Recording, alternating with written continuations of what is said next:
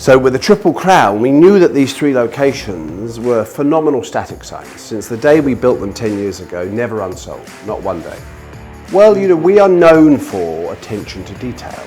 So even in the static signs that we built in the past, we have attention to detail. Everything ensures that it's the best it can be.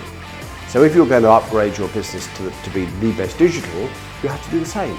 But converting 3 256 square metre static signs into 3 256 square metre digital signs simultaneously was an enormous challenge, and it was something that was going to change the digital landscape in the Middle East, which I think we've achieved. So we have to go to the market and think, who can cope with a project of this size? Who has the manpower?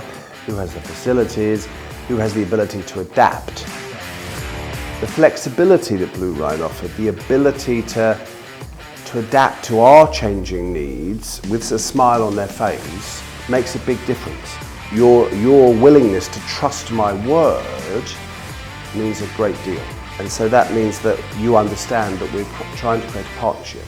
Because we're not looking to do a deal with Blue Rhine on the Triple Crown, we want to do a deal with Blue Rhine on our next sign, and our next sign, and our next sign, because we've got a lot of interesting products to develop.